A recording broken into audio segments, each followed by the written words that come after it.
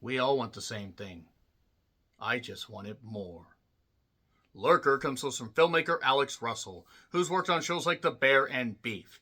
Because as we know from one particular line on a wrestling program a number of years ago, there's a lot of beef out here. And this is his feature film debut.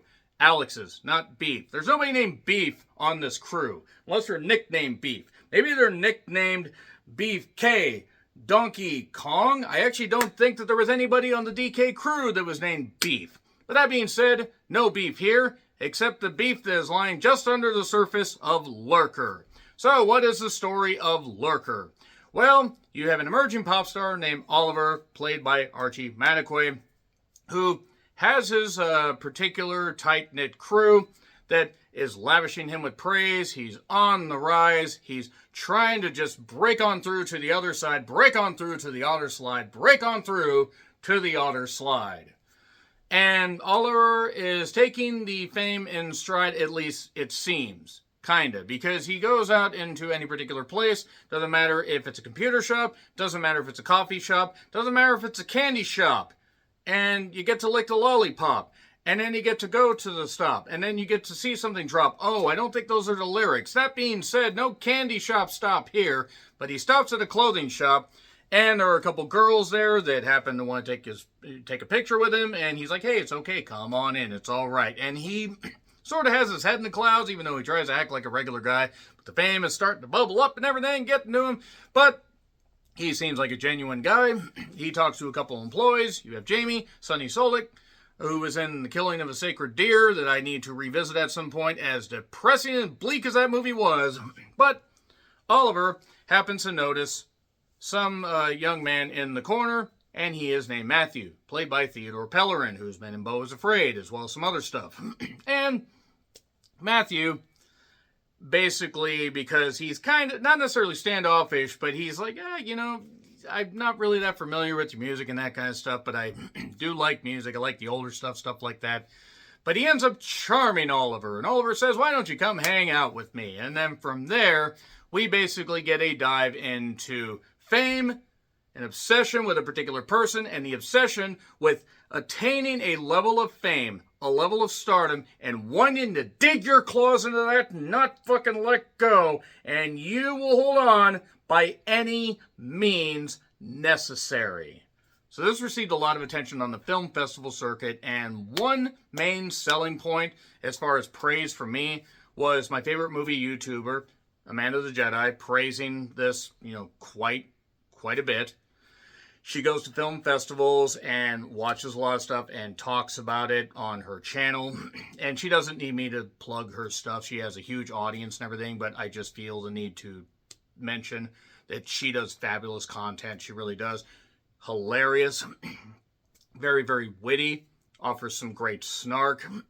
Tries to find the good in even some movies that really don't particularly work. I am much, much harsher than most people that review movies on YouTube, but I love Amanda the Jedi's work. I really do, so I just wanted to praise that. And after I saw she praised it, I'm like, okay. And then I started to look at the cast. One that I do want to praise is Shay, Havana Rose Liu, who was in Bottoms. She was fabulous in that. She was also the voice of the AI program in Afraid. Afraid was really bad. It wasn't her fault, but it was really bad. And really, this just centers around two particular people. It centers around Archie Madekwe's Oliver, and it centers around Theodore Pellerin's Matthew. And basically, we see how one can, just want to get close to somebody, but maybe not understand quite how to do that. And it is deeply dark, disturbing, darkly comedic, and very, very haunting, with a bone-chilling performance from Theodore. There are scenes in this that will stick with me. He is fabulous in this. And Archie is fucking fabulous in this. He probably deserved a better movie around him than Gran Turismo. I didn't really care for it, even though I thought he did good. I thought he was good in Saltburn. I think he is an emerging, soon-to-be Hollywood elitist. He is that fucking talented, so fitting that he would play an emerging pop star. And really, it just shows, how fragile some celebrities can be, but also how fragile the psyche of some people can be when they get a little bit too crazy towards their favorites and everything. And oh boy, this is nuts. This movie is nuts. like fucking nuts. But it's also, despite how fanciful some of it is, like on the surface, it's so grounded in fucking reality. And the way it is shot, Alex Russell does a tremendous job here. The crew did great. I thought the acting was really, really fucking good, top to bottom. But really, it is Theodore and Archie carrying this fucking thing, with Havana having some nice scenes. But man, it is just, you're waiting for the several shoes to drop on you, and when they do, oh boy, 3, 2, 1, spoilers. So really, I just wanted to get into spoilers because, man, I'm going to lavish this fucking thing with praise. So we start off, with some home video stuff, some camcorder stuff, and we see that clearly Oliver and Matthew had a friendship. And as things go on, we see how tense that particular friendship is. Is it a give and take? What's going on? Now, after we see a little bit of Matthew's home life, he's living with his grandmother and stuff like that. He's working at a clothing shop, but he's kind of a very reclusive individual.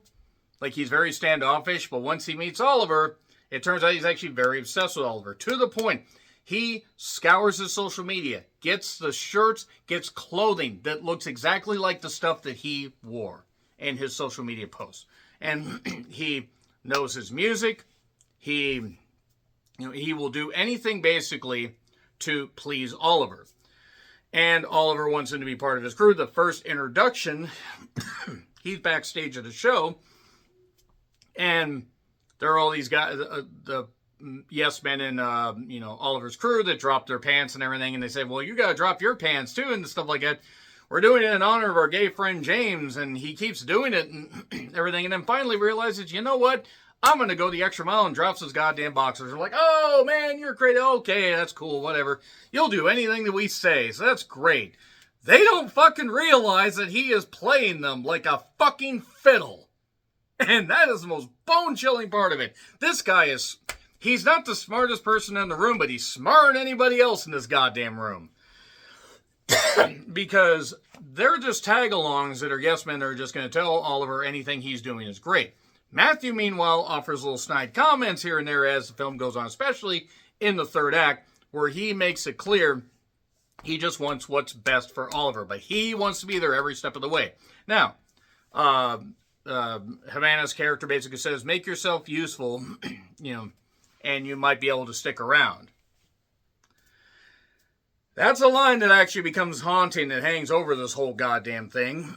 And it is just, it's fucking hard to describe unless you've seen it. Like, he ends up filming a documentary with this camcorder and stuff like that. There is a character named Noah that's working on tech stuff, working on songs, also working on a documentary and stuff like that. And really what it is Matthew just wants to be the number one. He understands that these people have been with Oliver long enough, but he wants to be his number one guy. And it just becomes an absolute obsession where Theodore, once again, fabulous in this. Fucking tremendous. And he sometimes won't see Oliver for a bit, and he's wondering, where's Oliver? Where's Oliver? Where's Oliver? Oh, you're acting like one of his bitches, one of the yes men says. And he is a lot smarter than he claims to be. Now, again, there are points where it's like his obvious obsession is going to lead to some pitfalls, but he is going to have his way one way or another.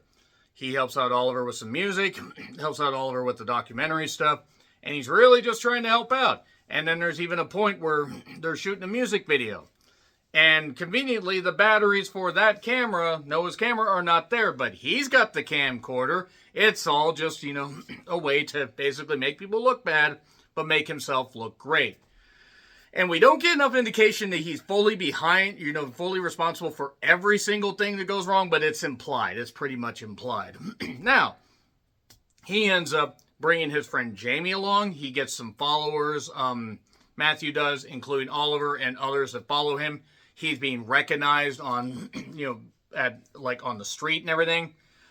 And he ends up bringing his co-worker Jamie along. Now, Jamie ingratiates himself right away. And because Matthew doesn't like that, and you can see the wheels turning, he wants to try and put a stop to that and be the person that stands out the goddamn most. Now, basically, Jamie ends up, he has a sweater on and stuff like that, and they say, oh, that's a nice sweater and everything. It's like, yeah, I made it. You made it? And they're like, you should make me one. You should make me one. And they kind of say it half-hearted. He's like, yeah, I can make you one. I can't make it right now, but I can make one for you. Make one for all of you. Okay. So meanwhile, Matthew living with his grandmother, he's trying to be a nice guy to her and dance around and stuff like that, because you take care of your grandparents and stuff like that, especially if she's helping raise you and stuff like that. We don't know what happened to his parents. And if they said anything of what happened to his parents, it was very, very slight, and really he's just living with his grandmother. So he ends up getting a little bit too obsessed where he's always constantly checking his phone, not even dancing with his grandmother, making her happy. That kind of stuff. Just dancing some music, just doing what a grandmother and a grandson does. It's a sweet moment taken away by this dark obsession. And the documentary stuff keeps going, and he is doing some good stuff. He suggests some camera tricks and stuff like that for when they have a sheep that they're using like for a shoot, not that kind of shoot. Oh, it's a sheep. Matthew, Noah, my disciples. And that just, gives him even more of a complex. Matthew gets more of a complex. So he then, and it's obvious with the yes men that they see what's going on, but it's like, okay, nothing, no big deal. It's fine. Oliver, and if Oliver likes it, that's fine. We can't really question Oliver. Oliver then suggests capture more footage. So what does he do? He goes to get some more cameras. I have to say, that cashier, I believe that was Sophia Hasmick, my word, she's banned some stuff, but, aren't you that guy? Yeah, and then he runs up because he gotta get back to Oliver. So he installs cameras, this kind of stuff. He invites Jamie along, the sweater talk happens, and then Jamie gets ingratiated, and Jamie is seen as a nice guy. And now Matthew's getting jealous, and even though Matthew has done shoots for Oliver, and even done stuff where Oliver said, I've never talked to anybody like this before. You're like my best friend. More of a complex, more obsession, more just bone-chilling, 1,000-yard stare stuff. God, I love this. I don't know if I can watch it again this year, but God, I love this. And the idea is, okay, we're going to go on a trip to London. By the way, Archie is from the UK. Just in case you guys haven't seen this or haven't seen any of his other work. And I do think, though, that they need to really give Archie some subtitles sometimes, because sometimes his accent's a little bit hard to understand. You can understand it, but again, nevertheless, maybe that's just how I am with accents. But they're going to take a trip to London. And yeah, sure, I'll go, this kind of stuff. What happened to their job at the clothing store? Were they just able to take a few days, few weeks off? Well, they end up basically flying to London. But Shai basically says, hey, say that you're visiting family or visiting friends when you get there, because we don't have, a pass for you guys. And if you say that you're with us and we don't have the proper paperwork, you could be in trouble. Well, why not? Why can we get one? Well, it takes like months to plan. Oliver just doing this stuff on the spur of the moment. So, tell Jamie, she says. And, well, yeah, Matthew does that, doesn't tell Jamie. Jamie gets detained for a bit until he can explain himself. So, because Matthew wants Oliver all to himself. He's doing some shoots, this kind of stuff. Everything's going good. There's shows. Oh, the stuff is just going great. And by the way, if that is Archie actually singing, he's not bad. He's really not actually that bad as a singer. But during the photo shoot, Jamie shows back up. Jamie is no longer detained. All this crazy stuff, is coming crashing down. It hurts inside. Oh, and Jamie has gifts. The gifts that he had to declare. The sweaters that he made for everybody, and they're over the goddamn moon. But Matthew tries to get more attention. Look over here. Look at the crazy bird over here. So then, and you can see this going on. You see a ladder. And then the shoots go, and Matthew gets a little bit too close. And Oliver tells him to back off. Back off, mate. I can't do the accent at all. But then the friends start throwing food at each other, doing this stuff and kind of getting a little more in the mood because maybe the photos aren't quite, exemplary of what, Oliver's personality is. Maybe they just look like stock stuff to sell magazines, but don't actually show his soul. Jamie has a bright idea to get some shots, and then climbs up on the ladder and is taking some shots. And taking some good shots, apparently. And then Matthew ends up wandering around with the camera and conveniently bumps in the ladder, and Jamie falls, and we cut to him sleeping. Matthew, that is. He wakes up and nobody's there. Nobody's in the flat, the rented flat that they had, whatever. And he doesn't have his tickets for the show, so he has to fly back home.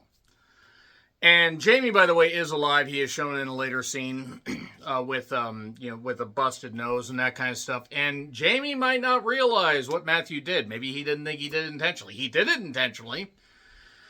But now, Matthew's kicked out of the fucking group. And oh shit, this fucking stuff's going down. Havana's character basically says, you kind of need to bounce. Just give him some space. He tries to go talk to Oliver. Oliver pretends like he doesn't even fucking know him, which sets Matthew off right there. And Matthew, back working at the shop, Jamie's working at the clothing shop, and these girls see Matthew and said, hey, wait a second, isn't that you? And, aren't you? This kind of stuff, this kind of stuff and everything. Oh, I'm just going to leave. He was going to, his shift was over, I guess.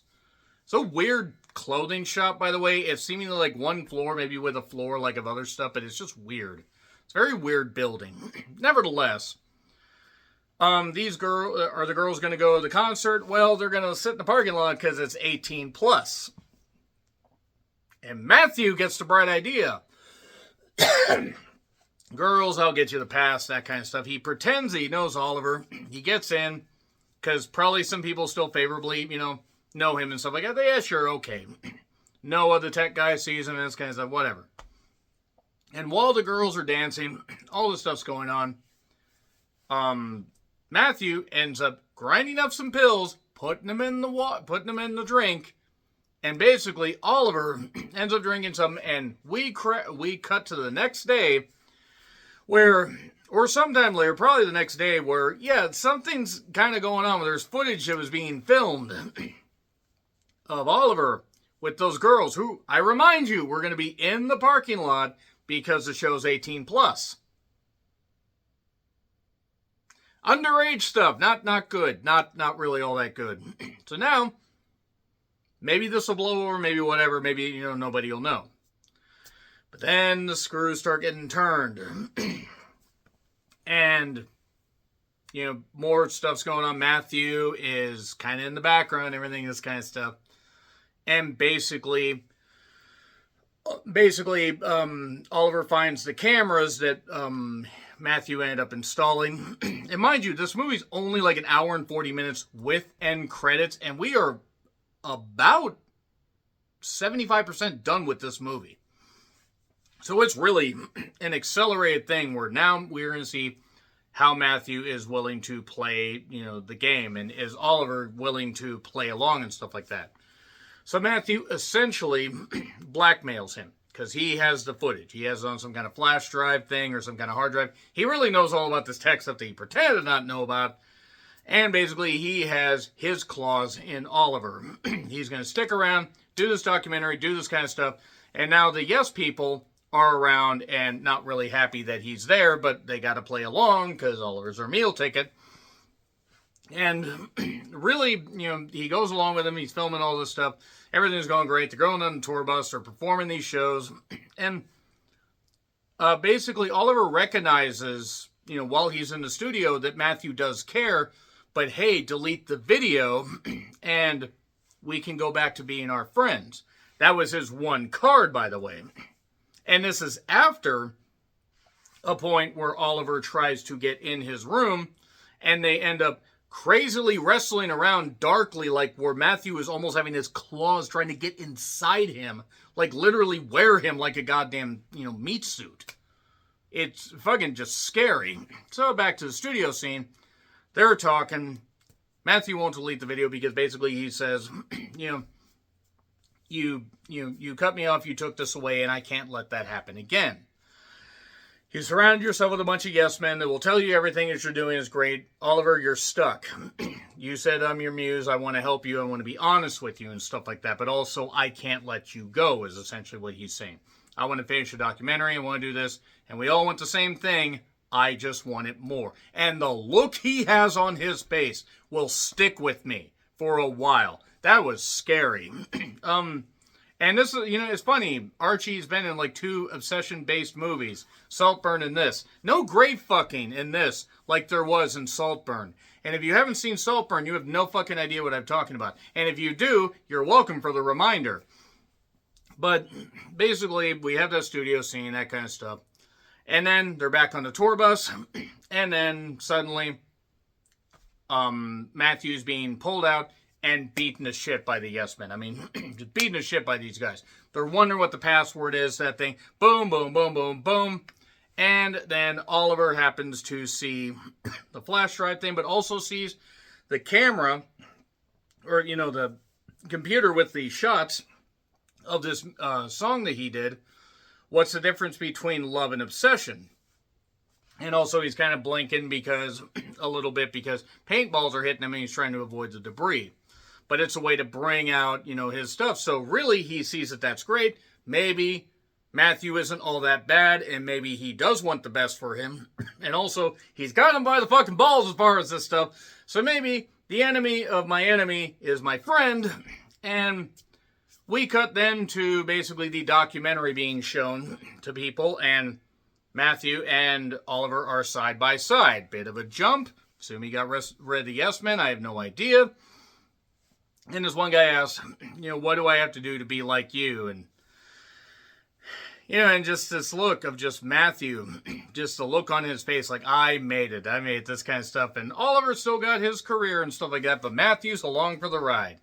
And he's got the sword of Damocles hanging right over his fucking head. Or maybe he deleted the video, but since he knows, and he's ingratiated, Oliver's going to keep him along for a ride. It leaves some questions dangling, but wraps up enough stuff just nicely. Lurker gets an A+. It's fabulous. One of my favorite movies of the year. Really good shit. Between this and Twinless, it's been a hell of a goddamn Friday. What a way to start off the first week of September. So yeah, A+. Let me know your thoughts in the comments. Like, share, subscribe, Twitter, Letterboxd, Blue Sky handles in the description. I'm John Ritland. Until we lurk around the corner again, happy trails to you.